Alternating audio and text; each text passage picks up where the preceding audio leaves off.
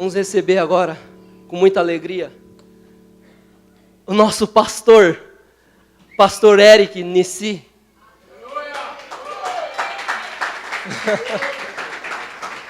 O Eric, ele conta as histórias dele, e eu falo, não, mano, você não era isso não, folgado assim, cara. E como Deus tem trabalhado na vida dele. Eu tenho visto a vida dele e ele tem sido modelo para mim. Eu tenho andado junto com ele, tenho entrado debaixo das direções dele. Eu gostaria que a igreja estendesse as suas mãos sobre a vida dele. Pai querido, obrigado, Senhor, porque o Senhor tem levantado jovens e fazendo desses jovens pastores, Pai. Fazendo deles, Senhor, homens de Deus, segundo o teu coração. Levantando o Senhor ainda pequeno, Senhor, mas fazendo dele grande entre as nações, Pai. Que o Senhor possa abençoar a vida do Eric. Como o Senhor tem usado a cada dia como a sua boca aqui na terra, ministrando nossos corações, trazendo cura, trazendo libertação, Pai. Que hoje o Senhor continue fazendo dele o teu instrumento, Pai, de vidas. Eu tenho visto que dele sai águas, Pai. Águas da vida, Pai. Que o Senhor possa abençoar a sua vida, a sua casa, o seu propósito e o seu ministério.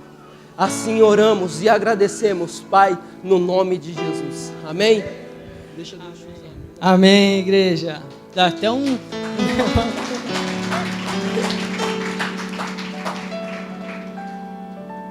Quantos estão felizes aqui hoje? Amém.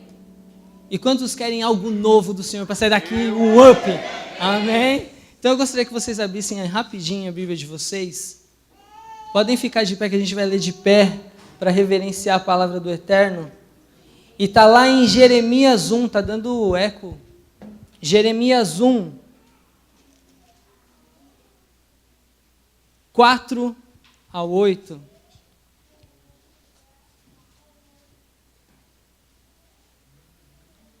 Jeremias 1, capítulo 1, versículo 4 a 8. Amém? E a palavra de Deus diz assim: Veio a mim a palavra do Senhor dizendo,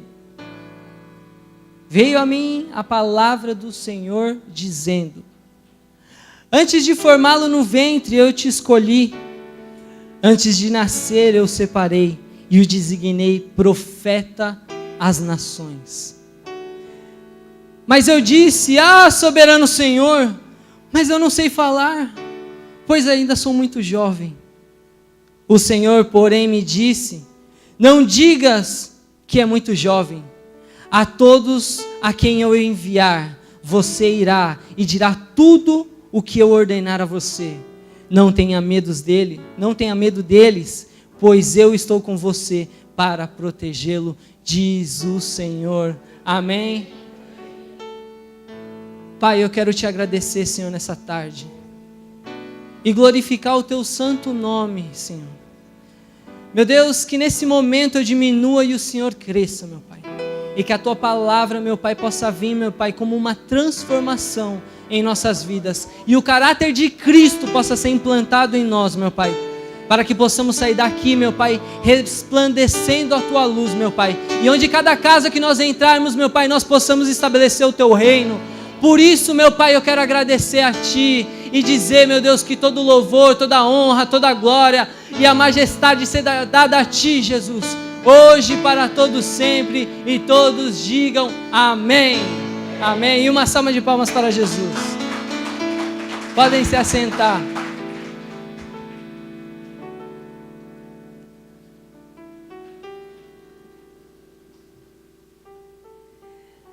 A palavra de Deus diz que Ele nos escolheu desde o ventre de nossas mães e nos designou como profetas. Quantos profetas nós temos aqui?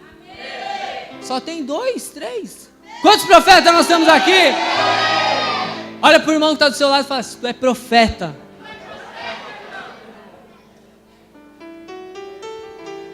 Tu és profeta.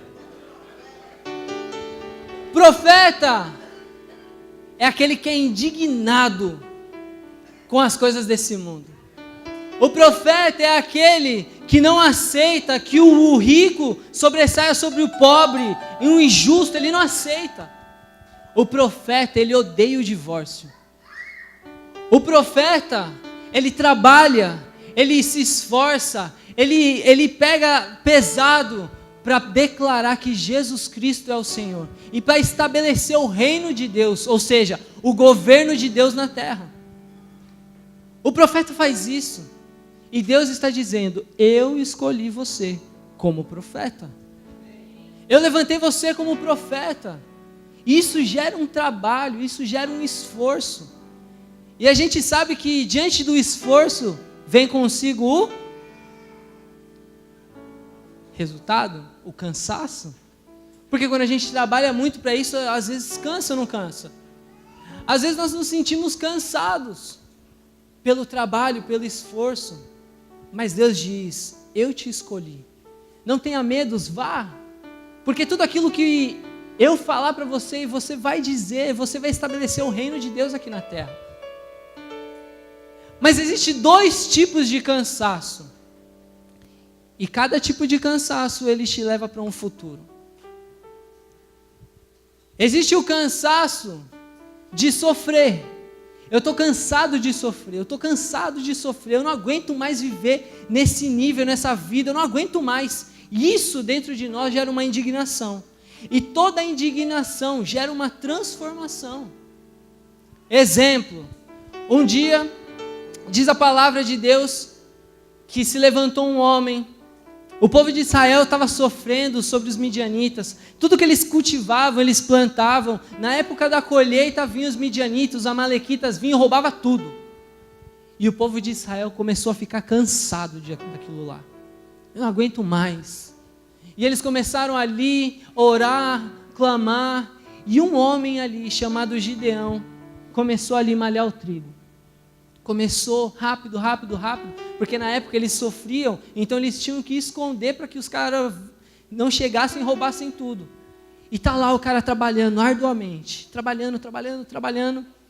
Diz a palavra que Deus olha aquele homem pequeno, que se achava o menor da sua casa, que achava que era o menor das suas tribos, Gideão, e ele chega e olha para ele e fala assim: ser corajoso. Quando ele olha ali o anjo do Senhor, ele fala: Senhor, tu fizeste tantas maravilhas, libertaste o povo do Egito, os nossos pais têm contado tantas e tantas histórias, e hoje a gente está aqui perecendo. Ele: vai na tua força, homem valente. O cara era o mais medroso que tinha, mas ele disse: vá na tua força, valente, porque Gideão era uma pessoa indignada com aquela situação. A indignação traz transformação, e você vai ver que ali, quando Gideão toma aquela causa ali, aquela situação, ele levanta o exército de 32 mil homens, e daqueles 32 mil homens, Deus fala assim: não é muito, vamos levar só 300, e ele foi só com 300 e deu vitória a Israel. Eu quero te dizer que Deus escolheu você como profeta, porque todo lugar que você entrar vai ter vitória. Você vai estabelecer o reino de Deus, o povo vai olhar: meu Deus, o que é aquilo? Eu quero esse Deus desse homem aí, dessa mulher. E você vai estabelecer o reino de Deus na sua casa, na sua fábrica, na célula, todo lugar que você entrar, algo novo vai acontecer. Porque Deus vai chegar aqui, vai trazer um fogo, né? Que nem a gente cantou agora há pouco. Caia fogo do céu e vai queimar aquelas coisas que nos impedem, né? O nosso medo, o nosso cansaço, as nossas frustrações. E vai fazer com que a gente entre num tempo novo, amém? Quantos creem nisso?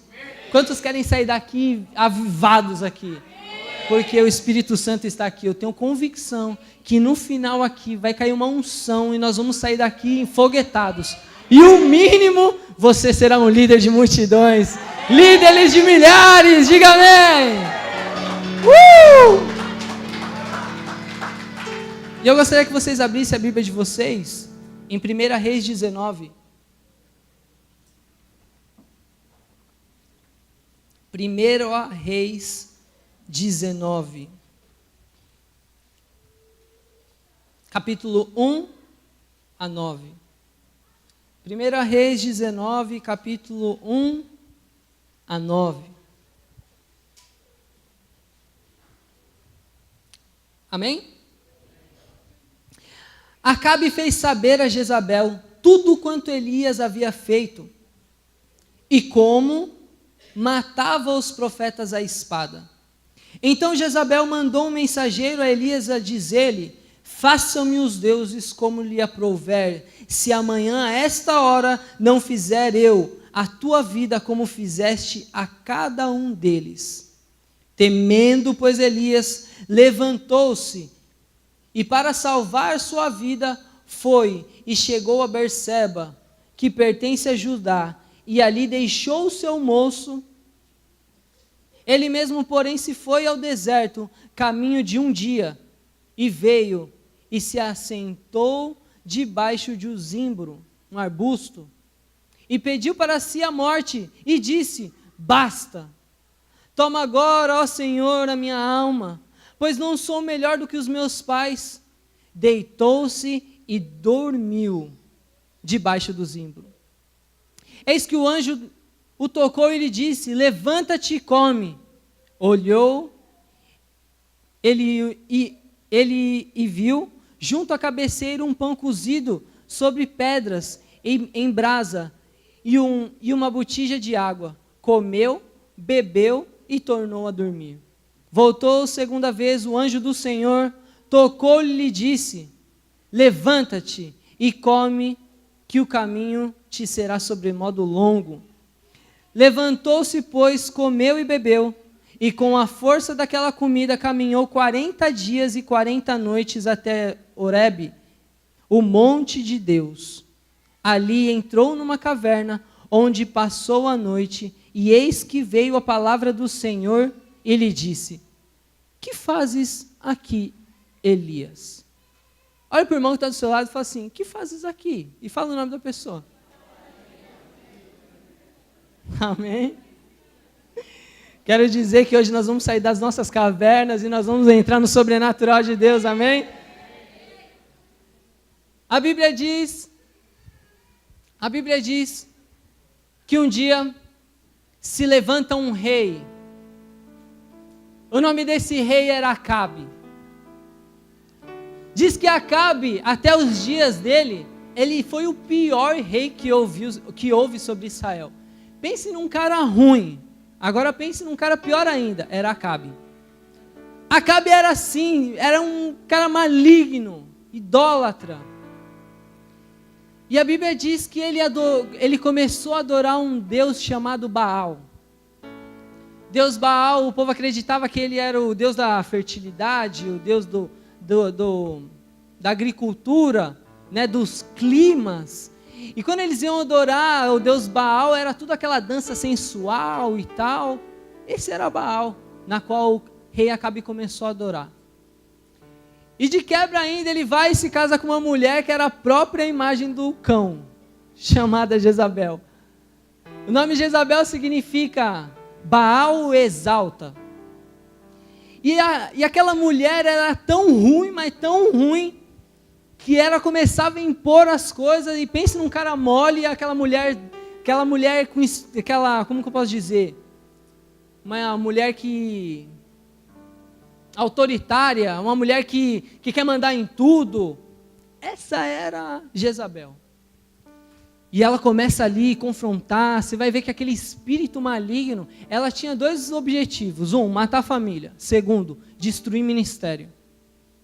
E ali ela se casa com aquela mulher chamada Jezabel. E aí o que acontece? O povo de Israel começa a perecer. Porque aquela mulher era tão ruim que ela fazia os próprios profetas de Israel adorar o Deus Baal. Você vai ver que o povo de Israel começa a adorar o Deus Baal, começa ali a sacrificar pessoas.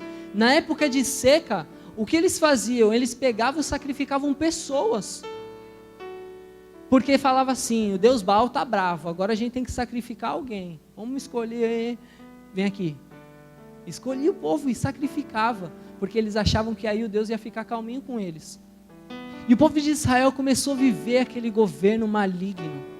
Em Provérbios 29:2, anotem, não precisa abrir, diz assim: quando o justo governa o povo se alegra. Quando o justo governa, o povo se alegra. Mas quando o ímpio domina, o povo sofre. E o povo de Israel ali estava sofrendo muito. Você vai ver que no Brasil a gente tem uma noção de que Provérbios está dizendo: quando o ímpio, quando o injusto governa, o povo perece. E hoje o Brasil está um caos, não está? Está um caos. Por quê? É um injusto governando. Era, né? Porque agora não está mais. Vai entrar em nome de Jesus uma pessoa justa, né? Não Costa? Porque senão não dá não, né? Mais um lascou. E aí, aquele povo começa a sofrer. A nação começa a sofrer. O povo de Israel começa a sofrer e cada dia mais se distanciando de Deus. Mas o que acontece? Quando a nação perece, Deus levanta um profeta. Quando a nação perece, Deus levanta um profeta. E é aquele que vem para destruir toda a idolatria, todo o pecado, tudo aquilo que é injusto. Ele vem para destruir com a verdade e estabelecer o reino de Deus. Ele vem. E naquele tempo, Deus pega ali um homem chamado Elias. Naqueles tempos, Deus levanta Elias, que significa: Senhor é Deus. Senhor é comigo. Deus levanta Elias, e Elias começa ali a viver no sobrenatural.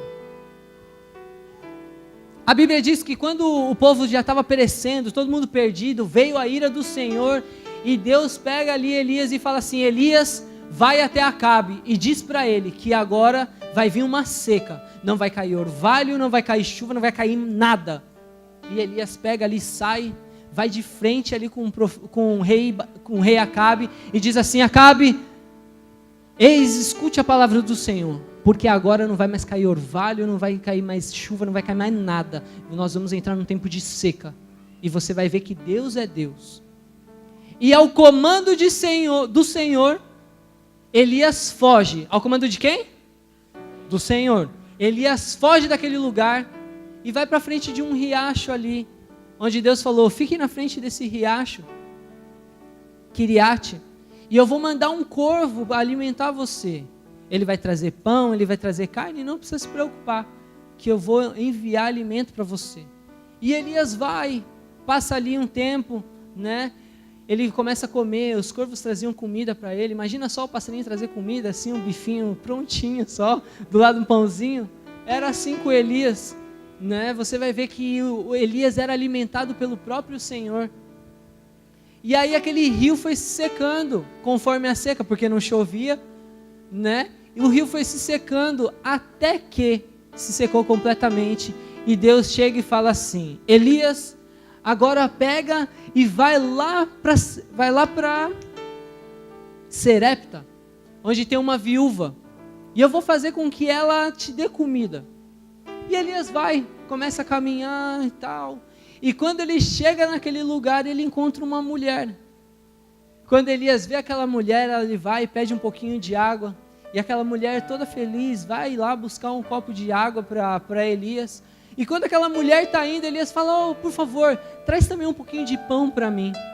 Aí aquela mulher já entristecida, olha para trás e diz: tão certo como vive o seu Senhor, eu não tenho nada, a não ser um pouquinho de farinha e um pouquinho de azeite. Eu vim aqui só pegar 2 gravetinhos, eu vou queimá-los, eu vou fazer um pão para mim, para o meu filho, e esperar a morte chegar, porque já era, acabou. E Elias olha aquela mulher e fala: não tenha medo, vai e faz conforme você disse, mas faz primeiro para mim. Faz primeiro para mim, depois você faz para você e para o seu filho. Estranho, né? E aquela mulher creu na palavra do profeta. E ele diz assim: tão certo como vive o Senhor, que não vai se cessar o azeite, não vai se cessar a farinha, e você vai sobreviver. E aquela mulher foi, ela fez, tudo quanto o profeta tinha dito. E aí, ela trouxe o pão para Elias, o pedacinho de bolo. Ele comeu, ele orou ao Senhor, e naqueles dias não se faltou farinha, não se faltou azeite, não se faltou alimento para aquela família. Assim vai ser na sua vida. Você vai chegar nas casas que talvez esteja passando uma certa dificuldade, você vai falar, não precisa se preocupar não, dá uma bolacha aí que eu vou orar por você aí. E a gente vai orar, meu irmão, e não vai se faltar nada, porque nós somos boca de Deus aqui na terra. Nós vamos declarar que chegará um tempo novo na vida dele. Nós somos profetas para trazer tragédia em bênção, porque Deus vai usar você. Deus quer usar você hoje, profeta. Chegou naquele dia, aquela mulher feliz lá comendo pão. Passados-se uns dias, diz que o filho daquela mulher morreu. E aquela mulher fica triste, chega diante do profeta e fala: por que o Senhor fez isso comigo? Olha aqui meu filho morto, você fez eu lembrar do meu pecado. E ela triste ali, Elias chega e pega assim o seu filho, desesperado, pega ele no colo e começa a subir. E ele entra onde? Aonde? Mais alto. Ele entra no quarto. Mateus 6,6 diz assim, anotem aí, Mateus 6,6. Mas tu, quando orares, entre no teu aposento, no teu quarto, e fecha a tua porta. Ora ao teu pai que está em secreto, e o teu pai que vem em secreto te recompensará publicamente. Elias pega ali aquela criança, pega ele no colo, leva no seu aposento e começa a orar ao Senhor. Oh meu Deus, por que sobreveio tão mal sobre essa família? Por que ele morreu? E ele começa a invocar o nome do Senhor, começa a invocar, começa a clamar.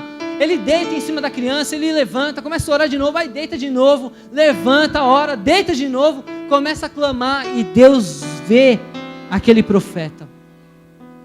Ele vê aquele profeta e Deus fala que o Espírito voltou àquela criança e ele ressuscitou. Haverá sinais. Nós oraremos por mortos, enfermos, você vai ver o sobrenatural, as pessoas vão ressuscitar, as pessoas serão curadas, nós vamos viver no sobrenatural de Deus. E aquela criança ressuscita, ele chega ali, começa a descer as escadas e leva para aquela mulher, e aquela mulher vê o seu filho de volta vivo, de novo à vida. E ela fala: agora sim eu entendo que a palavra que sai da tua boca é de Deus. E o povo vai ver também da sua boca, quando você profetizar, as coisas acontecer, eles vão falar: não, o que sai da tua boca vem de Deus. Eu quero conhecer aquela igreja, eu quero ir para a sua célula, eu quero fazer parte desse reino, eu quero ser um como vocês. Elias vivia no sobrenatural. Elias era um homem de Deus. Passados-se anos, uns 3 anos mais ou menos, diz a palavra do Senhor que Deus chega e diz assim para Elias: agora volta lá para Acabe e fala para ele que agora vai chover. E Elias chega ali, naquele meio daquele percurso, ele encontra um homem chamado Obadias. Obadias era um servo de rei Acabe, porém era um homem temente a Deus. Ele tanto temia a Deus, que ele pegava os profetas de Israel e escondia em cavernas. Aqueles que tinham medo, ele pegava lá e escondia em caverna. Aqueles que não batiam de frente com a tristeza, com a amargura, com a rejeição, eles escondiam na caverna. E Obadias fez isso, pegou 2 cavernas e colocou 50 em cada um. E quando Elias chega diante desse homem, na hora que ele vê ali Elias, ele se prostra, e Elias diz para ele assim: vai falar para Acabe que eu estou aqui, e manda ele vir aqui agora. Pensa, Jezabel tinha mandado matar todos os profetas, ou seja, os profetas que temiam, fugiam, mas Elias não. Elias falou: pode vir todo mundo aqui, chama lá que eu quero conversar com esses caras. Imagina você chamar no peito toda a nação ali, pode vir, que eu me garanto que eu tenho Deus. E aí chega ali, Obadias olha ali aquela situação, fala, não, meu Senhor, tão certo como vive o teu Senhor, se eu for lá, é certo que o Espírito Santo vai te enviar para algum lugar, vai sumir com você aqui, e na hora que eu chegar com o rei, se eu não tiver, o cara vai me matar, faz isso comigo não. Aí ele chega e fala assim, vai, porque hoje mesmo Deus disse que eu vou me encontrar com ele, com aquele rei. E aquele cara sai ali meio desesperado e vai diante do rei. Eu fico imaginando ali Obadias chegando diante daquele rei, né? Que um dia ouviu o mesmo profeta dizendo, não vai mais chover. O povo de Israel estava um caos, não tinha mais colheita, eles estavam desesperados, procurando outros lugares para os pastos, porque senão ia morrer todos os gados dele. Estavam desesperados. Eu fico imaginando a raiva daquele rei contra Elias. Fico imaginando ali Jezabel, aquela maligna que estava matando os profetas, a vontade que tinha de matar Elias. E Elias chega e fala, manda vir todo mundo aqui. E aí chega ali Obadias diante do rei Acabe e chama o rei. E o rei chega ali chega diante de Elias. O rei Acabe chega e fala assim, você é o perturbador de Israel? Indignado, com raiva ali aquele rei. E Elias chega e fala, você é que é, seu coisa ruim. Agora vai lá, chama todo o povo de Israel. E chama aqueles 450 profetas lá, aqueles chulezinhos lá, e manda vir lá no Monte Carmelo, que eu estou esperando vocês todos lá, pode vir. E aí, diz a palavra do Senhor, que Acabe volta lá indignado, vai lá, chama, Elias chegou lá, está mandando chamar todo mundo, vamos, bora. Reuniu todo o povo de Israel, reuniu todos os 450, os 50 profetas de Baal, né? E mais uns outros 400 profetas de não sei de onde, Aserá. E chegou e foram diante de Elias. Quando vê aquela multidão, imagina só aquela multidão, toda a nação de Israel, aqueles caras todo lá enfeitados, lá, aqueles profetas doidos lá que devia, né? Todo cheio de, sei lá que doideira que era. Imagina aqueles 450 vindo, todo mundo, e Elias lá, sozinho com seu servo, esperando, no Monte Carmelo, onde Deus mandou. Quando chega ali,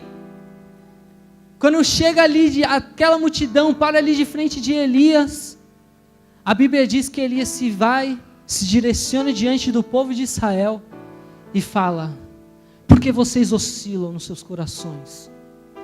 Por que vocês ficam oscilando? Se Deus é Deus, siga Ele. Mas se Baal é Deus, então sigam. E aquele povo lá, quietinho, porque aquela iniquidade, aquele pecado já estava dentro do povo de Israel. Já estavam vivendo como se fosse algo normal. Aquele pecado já era algo normal para eles. E aquele povo fica quietinho ali na deles. E Elias chega e fala assim, vamos fazer o seguinte então. Pega 2 cordeiros. Pode escolher um aí para você, pode escolher primeiro. Agora vocês pegam esses 450 profetas, esses sem noção aí, e manda eles levantar um altar.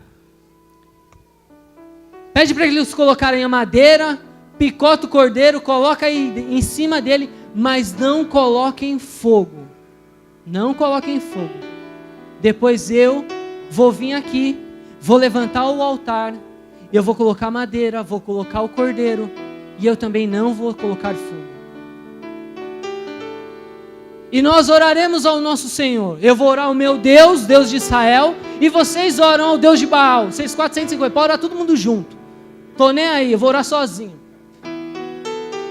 E aí começa ali a macumbaria lá. Os 450 profetas começam a macumba, começa lá a rodar e começa a chamar o Deus Baal,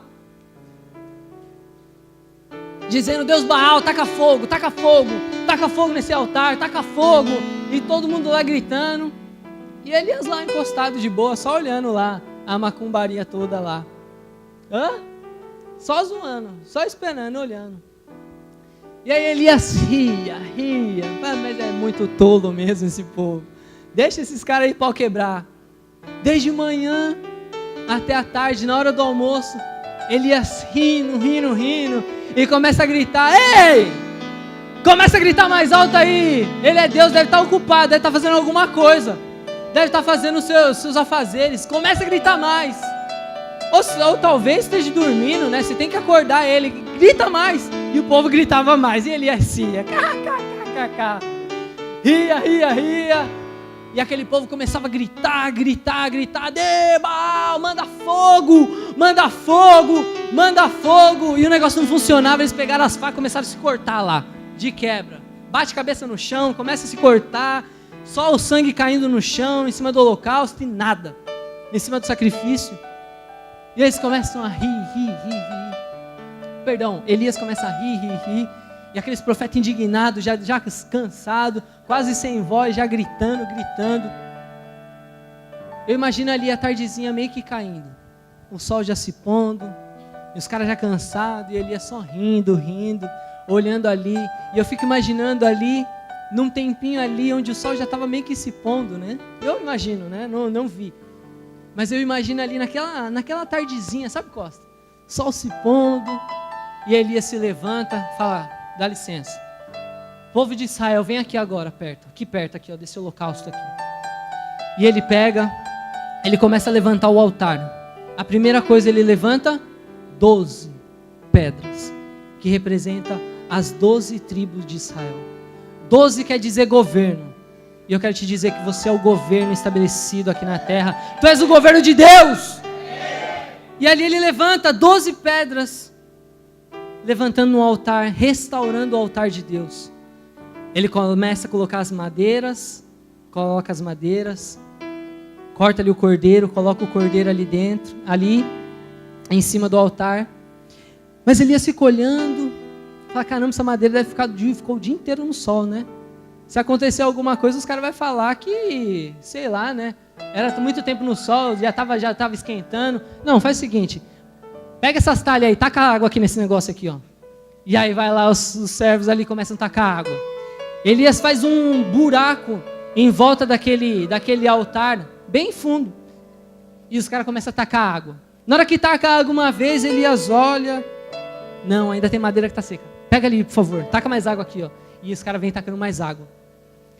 Aí ele olha. Não, só para garantir. Irmão, traz mais água aqui, ó. Taca água aqui nesse negócio. E eles tacam água. E na hora que aquele buraco estava transbordando, aquele negócio estava ensopado, agora está propício para eles verem que Deus é Deus. E aí diz a palavra do Senhor que Elias pega ali diante daquele altar e começa: oh Deus de Israel, de Isaac e de Jacó, que esse povo reconheça que Tu, Senhor, é Deus e não há outro, e que o Senhor fez o coração para trás.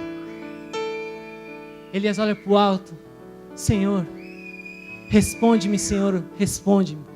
E naquele momento, meu irmão, cai fogo do céu e consome todo aquele holocausto. E aquele povo se prostra dizendo: só o Senhor é Deus, só o Senhor é Deus. Eu quero te dizer que na sua célula as coisas, os milagres vão acontecer. Você vai ver o sobrenatural e os povos vão dizer: só o Senhor é Deus. Nós vamos destruir toda a idolatria, todo o pecado, toda a iniquidade e vamos estabelecer o reino de Deus na terra. Quantos creem, digam amém. E uma salva de palmas a Jesus.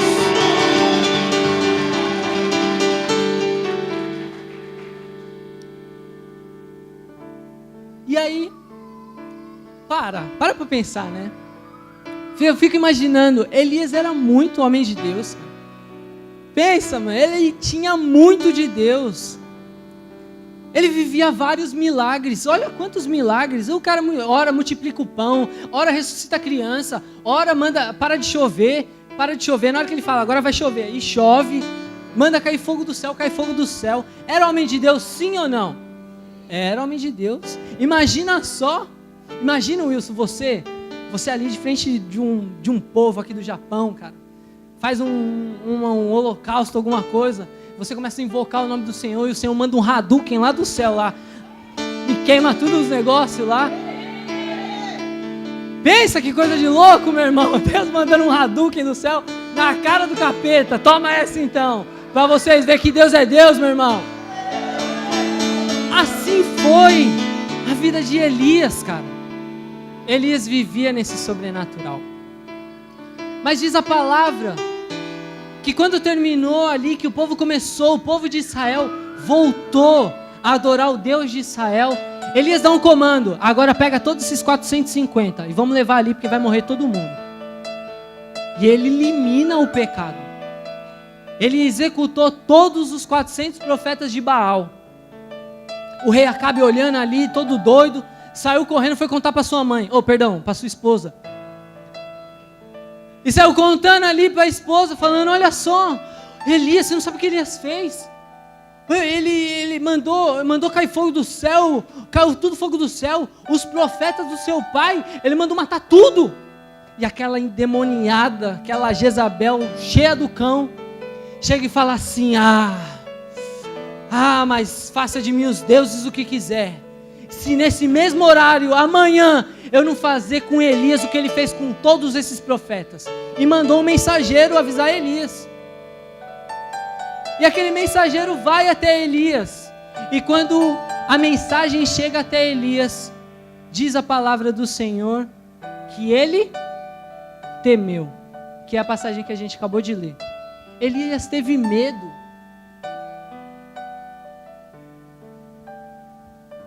Medo de uma circunstância, medo de uma palavra. Mas como pode? Um cara que viveu o sobrenatural daquele jeito, orava, via os milagres acontecendo, viu o fogo cair do céu, tinha acabado de matar 450, agora por causa da palavra de uma mulher, ele temeu. Como? Elias não estava com medo. Elias era cansado. Eu falei 2 tipos de cansaço, que dá 2 tipos de destino. O primeiro é quando você está cansado daquela realidade que você está. Isso gera uma indignação e você se esforça para sair daquilo lá.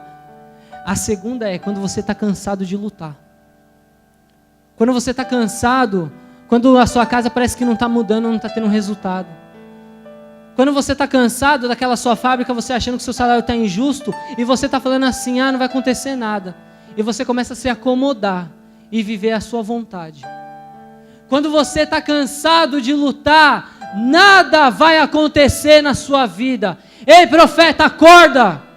Porque Deus te colocou você como profeta, te viu desde o ventre da sua mãe, te levantou como profeta, para que você veja o caos e declare a bênção do Senhor. E é na sua casa mesmo. Quando está um caos dentro da sua casa, é você que tem que profetizar. Não é os outros, vem orar por mim, não. Você tem boca profética. Quando você se entra no seu quarto e começa a orar a Deus, Deus vai te ouvir. Então você tem que orar, você tem que clamar. Você não pode desistir da realidade que você está. Você tem que lutar. Isso é estar cansado de sofrer. Mas as pessoas que estão cansadas de lutar, elas tomam atitudes confusas. É estranho. Como pode? Um homem que viu tantas coisas, ele ouve a palavra, ele foge. Ele andava com um servo. Depois a palavra diz que ele deixa o seu servo e entra no deserto. E pede para morrer. Pede para morrer. Como um homem de Deus que lutou tanto pela vida, pode chegar e falar: agora Deus leva, me mata, porque é injusto, eu não sou maior que meus antepassados, eu não sou maior que os profetas, me mata agora, Senhor, chega, eu não aguento mais. Como pode uma pessoa lutar pela vida como lutou Elias, chegar diante de uma circunstância e falar: não, Deus me mata? E eu pergunto para vocês, como pode uma família que lutou para ter a família que tem, filhos maravilhosos, chega e fala assim: eu não aguento mais meu casamento, eu quero jogar fora, chega, eu não quero mais. Como pode uma pessoa desistir da sua família? Como pode você desistir daquilo que Deus te chamou, do seu propósito? Como pode desistir você, líder da sua célula, dizendo: a Deus, eu não aguento mais, vou para o Brasil, chega? Como pode? Aquele profeta estava cansado de sofrer. E deixa eu falar uma coisa para vocês. Nós, como profetas, nós nos cansamos também. Mas a diferença é, tu está cansado do quê? Da realidade que você está vivendo ou você está cansado de lutar? Porque se você está cansado de sofrer, hoje você vai chegar aqui diante do altar, o fogo de Deus vai vir, vai nos queimar de tal forma que nós vamos sair daqui cheios de Deus, e o mínimo que você vai trazer aqui para Deus é uma multidão. Porque esse é o propósito de Deus, estabelecer o governo dele aqui na terra, através de você. Você é o profeta que Deus escolheu para essa geração. A gente não precisa ter filhos para que a gente ore assim, Deus, levanta essa próxima geração. Sabe o que é isso? É a gente que está cansado de lutar. Falando, vamos deixar esse fardo aí para os nossos filhos. Vamos deixar para os nossos filhos, que eu já estou meio cansado, sabe? Não, Deus, nossos filhos vão vir com gás, a gente já vai ensinando desde agora, e aí eles vão orar, vão profetizar, vai curar, vai ressuscitar enfermo, vai trazer a provisão, vão ser os Boazes da nossa vida. Sabe por quê? Com essa nossa mente escrava. Essa mente que fala assim, eu não aguento mais lutar, estou cansado já. E a gente quer mudança. A gente ora a Deus, Deus faz um milagre, mas a gente não faz nada. Ei, você é agente de transformação. Você é aquele que vai chegar na casa onde você vai ver uma tragédia, você através da tua boca vai transformar em bênção. Através da sua vida, a sua casa que está uma tragédia, vai se transformar em bênção. A sua fábrica está uma tragédia, vai transformar em bênção. Mas você precisa reagir. Mas as pessoas que estão cansadas, elas têm atitudes estranhas. E eu queria falar alguns sintomas de uma pessoa cansada, uma pessoa desanimada. A primeira coisa que ela faz,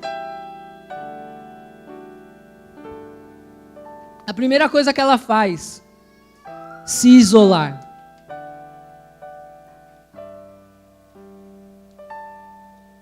A primeiro sintoma de uma pessoa cansada, desanimada, deprimida, ela se isola, ela não quer ficar perto de ninguém.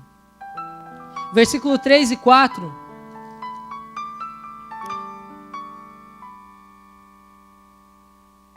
Temendo, pois, Elias levantou-se para salvar a sua vida.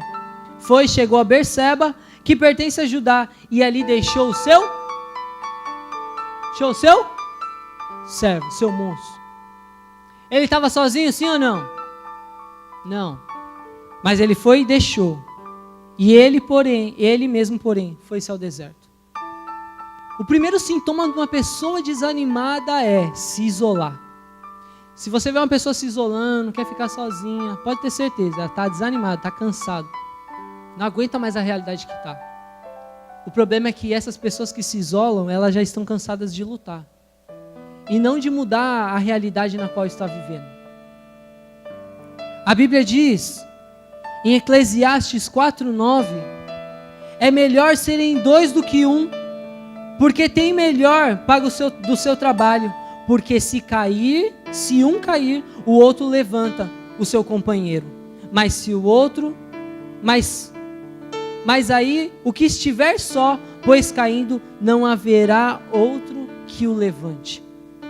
Por isso a Bíblia sempre diz, é sempre bom estar em dois. Por isso Jesus, quando vai mandar os seus discípulos, eles mandam de 2 em 2. Primeiro ele manda os seus 12, depois ele manda os 70. 2 em 2, 2 em 2. Quantos discípulos líderes nós temos aqui? Não, quantos discípulos líderes nós temos aqui? Todo discípulo que é líder, ele não espera o seu discipulador vir até ele. O discípulo que é líder, ele não espera o seu discipulador vir até ele. Ele vai até o discipulador. Porque ele entende que quando ele está perto, ele tem cobertura. Quando ele está perto, ele está protegido. E ele não é pego pelo falso leão que fica ao redor tentando tragar. O discípulo que é líder, ele fica perto do rebanho, da igreja, do corpo de Deus. Um dia, eu lembro que eu vi um vídeo muito show, vocês podem ver no YouTube. Era um boi, não era um boi, búfalo. Um búfalo, sozinho. E aí aqueles leões começaram a vir e começaram a pegar aquele búfalo que estava só. Ele estava só. Mas aí veio a igreja se levantando. Aqueles leões tentando defurar aquele búfalo, e a igreja se levanta. Levanta, José. Fica de pé. E aí ele levanta ali.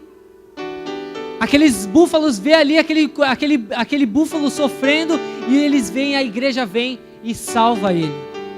É por isso que é bom a gente estar dentro da igreja. É por isso que é bom você estar na sua célula. É por isso que é bom você estar sempre perto das pessoas que edificam a sua fé. É por isso que é importante. Porque se você estiver sendo comido pelo falso leão, a igreja vai te salvar.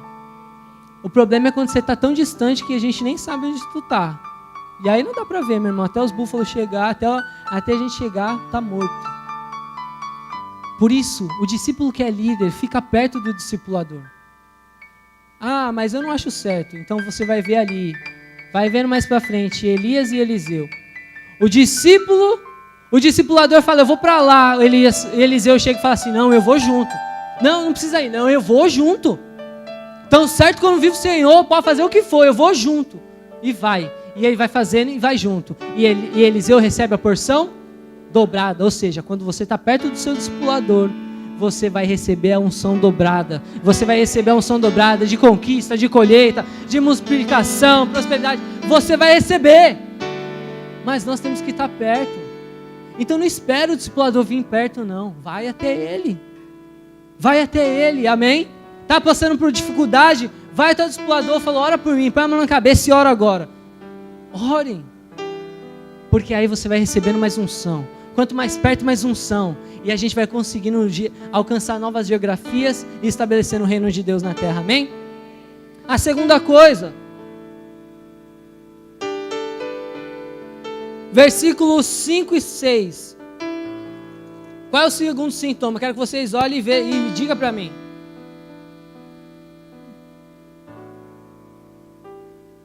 Qual é o segundo sintoma de uma pessoa desanimada e cansada? Dorme? Ele tem vontade de fazer nada. Já viu aquela pessoa que você fala, velho, irmão, preciso que faça tal coisa. Aí o irmão vai assim, ó.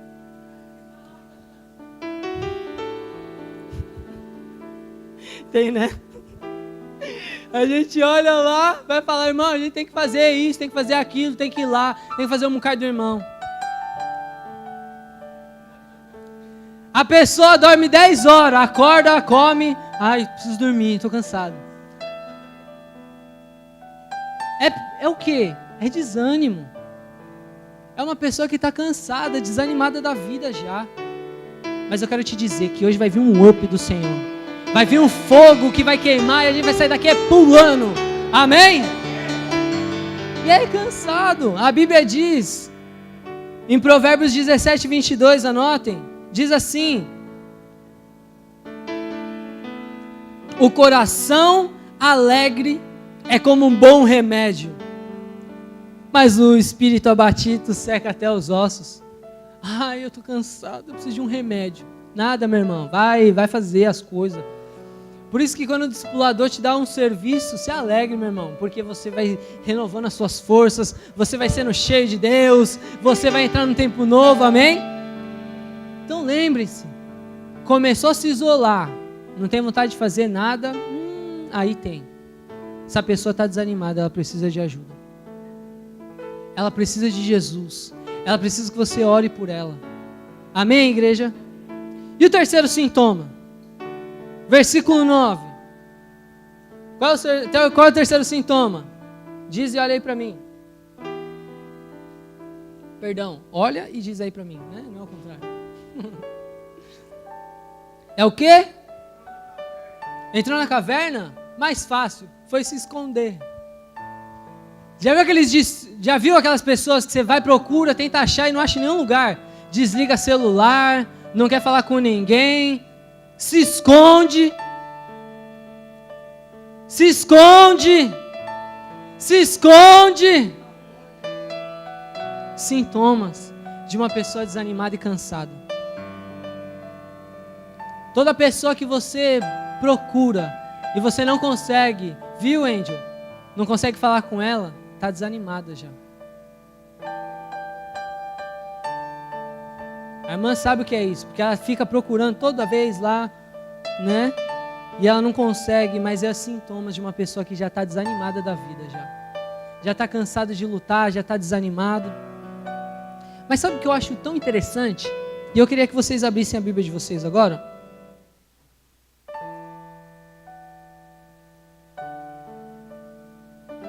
Em Jeremias 23, 23. Jeremias 23, 23.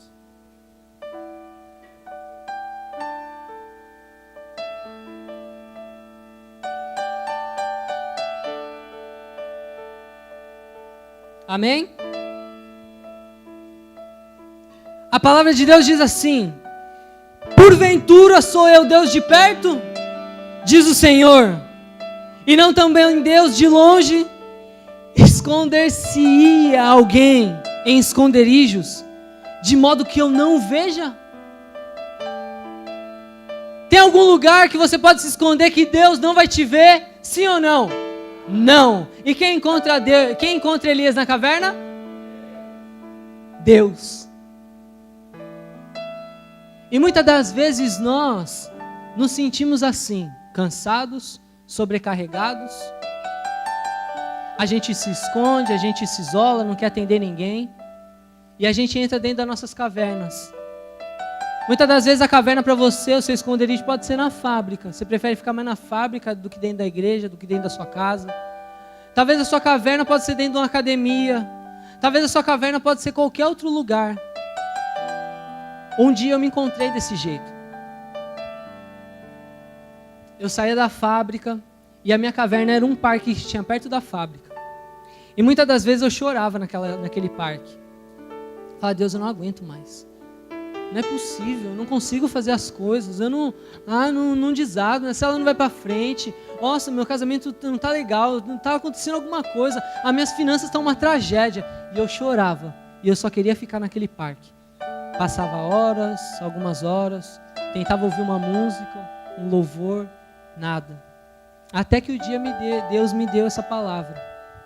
E Ele disse, sai daí. Sai daí. Sai dessa caverna que você está hoje, irmão. Porque hoje Deus quer agir na sua vida. Mas não adianta a gente querer ficar desanimado, cansado. Não adianta você viver desse jeito. Para você ver uma realidade, uma transformação, você precisa agir. E Deus, quando vê Elias, a primeira coisa que Ele fala é o quê? Sai daí. Quando Deus se encontra com Elias, Ele fala 3 coisas. E a primeira coisa é: sai daí. No versículo 11 ele fala, sai daí. Sai dessa caverna que você está, porque aí você não vai conseguir mudar a sua vida. Sai dessa caverna, porque você não vai mudar suas finanças, você não vai mudar seu casamento aí. Sai dessa caverna.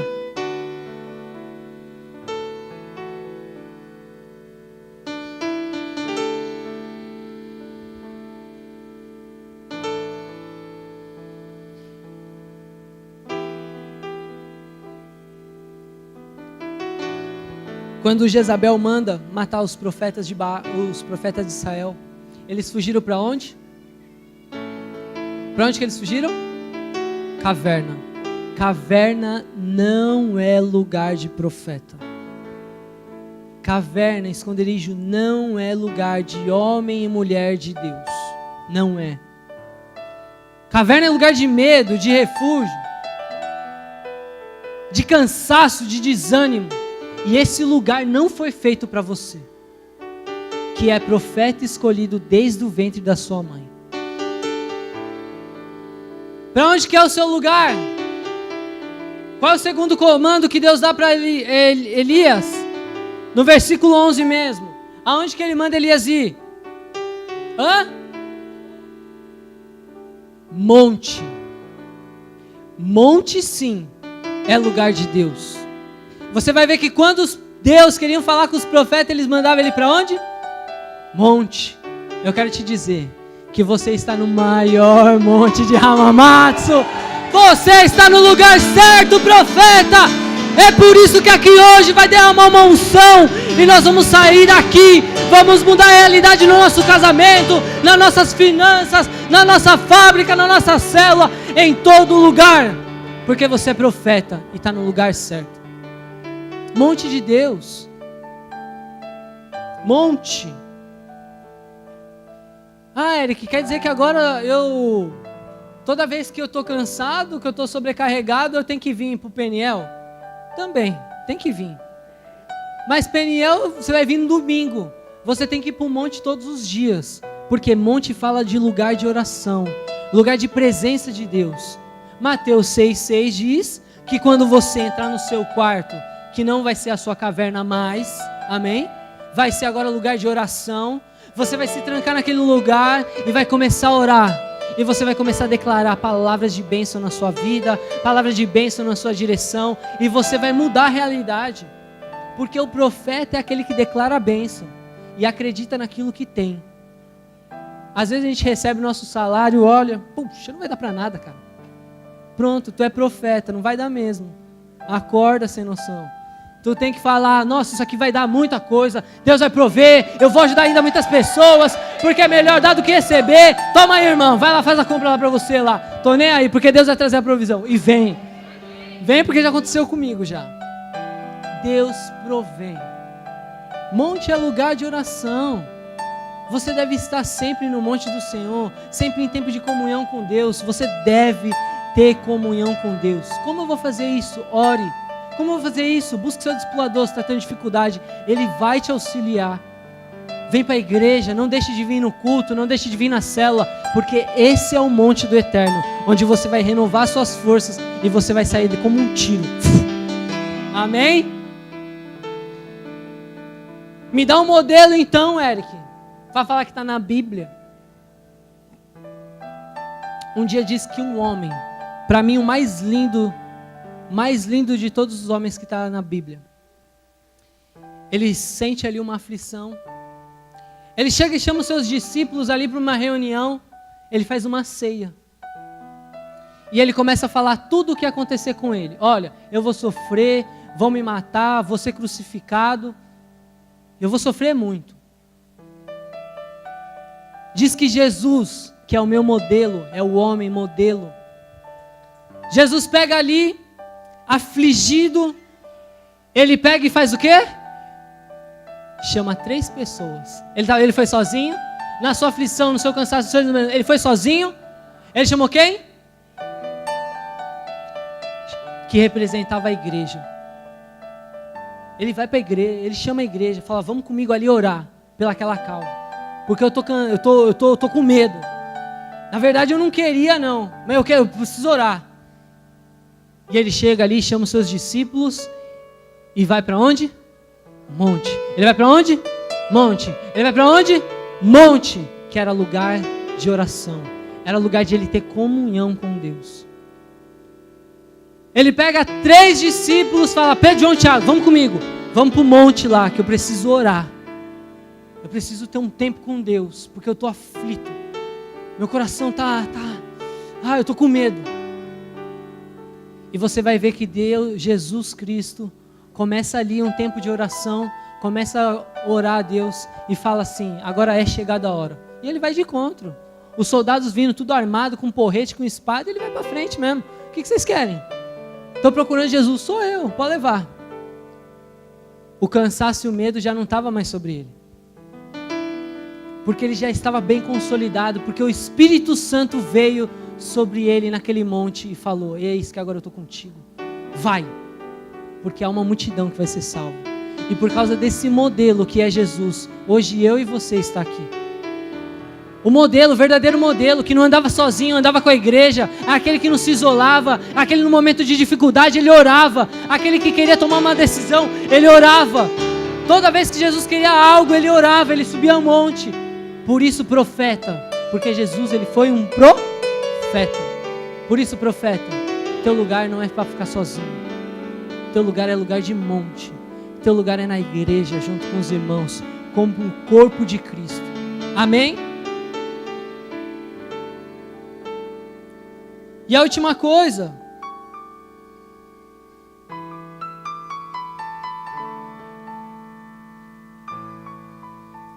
a terceira coisa que Deus diz para Elias. Daniel, senta ali agora.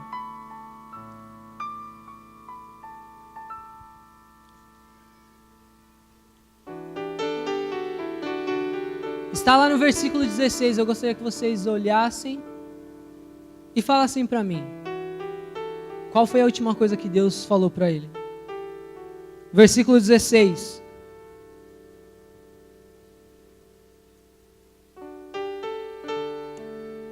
Pode ler o versículo todo aí. 9:16. 19:16.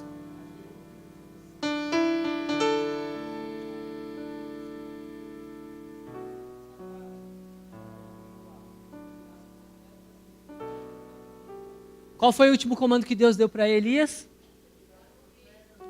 Hã? Não. Não. Também, mas é quase isso. Só tem uma palavra. Mateus 28, 29.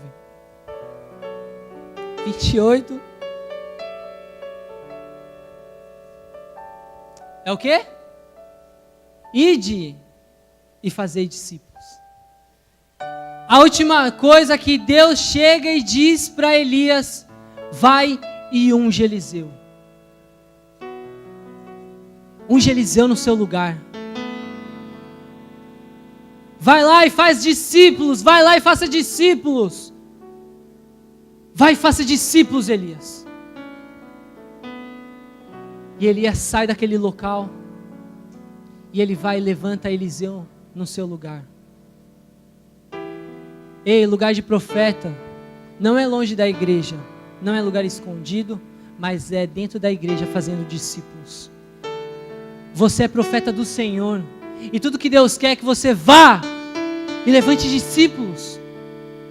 Que você levante discípulos, a sua geração de 1244, 1728. Você é a geração que Deus escolheu para levantar outra geração que adora o Senhor. Vai e faça discípulos. Qual a primeira coisa que ele falou? Sai daí, Elias, desse lugar. A segunda, vai para o monte, porque eu quero falar com você. Agora vai e faça discípulos. Então hoje a palavra do Senhor está dizendo: vai e faça discípulos. Vai e faça discípulos. E Deus falou comigo isso muito forte. E eu tinha guardado isso para mim. Eu falei: Deus, eu vou esboçar isso. E quando o Senhor quiser, eu vou soltar na consagração. Mas se for na tua vontade, que seja na igreja. Então eu sei que é coisa do Senhor. Porque nós vamos sair daqui cheios da unção de Deus. E o mínimo que você vai trazer vai ser um Eliseu, um discípulo fiel, comprometido com o reino, que vai fazer coisas ainda maiores daquilo que você está fazendo. Você vai ver. Um certo dia, chegou minha esposa em casa. E ela estava desanimada, lágrima nos olhos. E eu não sabia o que falar. Aí eu falei: que foi, amor? Ela: eu estou cansada. Não aguento mais essa realidade, não aguento mais essa fábrica, não aguento mais. Não aguento. E aí me veio essa palavra no meu espírito. Pensei que os versículos começaram a vir assim, ó, uma coisa de louco. E aí eu comecei a ministrar a minha esposa.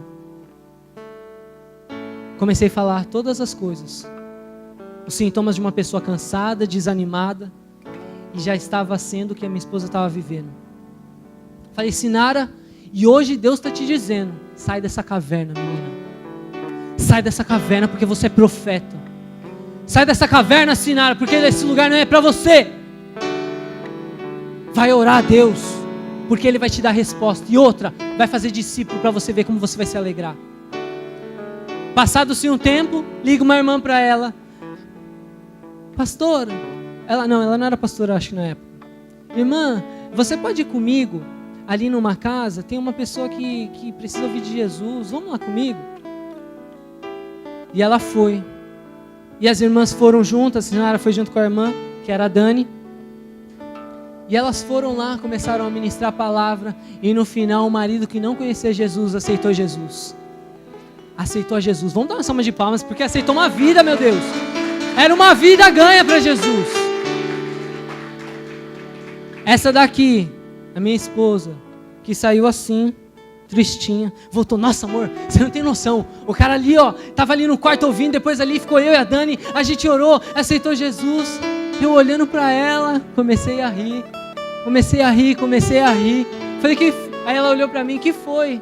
Eu falei, viu, amor? Sai da sua caverna, ora a Deus e vai fazer discípulos, porque a alegria do Senhor é a nossa, é a minha alegria. É a alegria de quem? Qual é a alegria do Senhor? Vidas, almas, multidões, gerações. Essa é a alegria do Senhor. É por isso que quando nós saímos daqui hoje, nós seremos cheios de Deus. Nós vamos ganhar tanta vida, porque vai vir uma força aqui hoje, e nós vamos ser impactados pela presença do Eterno. E a palavra do Senhor diz aqui para você hoje: eis, todos aqueles que estão cansados e sobrecarregados, vinde a mim, porque eu vos aliviarei. Eu pergunto aqui para você hoje: quantos estão cansados de viver a realidade de que está? Quantos estão cansados de viver a realidade na sua casa, no seu casamento, nas suas finanças, no seu ministério? Quantos estão cansados aqui hoje? E Deus hoje te chama. Sai daí. Sai do lugar que você está e vem aqui, ó, para o monte alto do Senhor. Lugar alto é o altar de Deus. Venha para o altar. Eu gostaria que todos ficassem de pé nesse momento.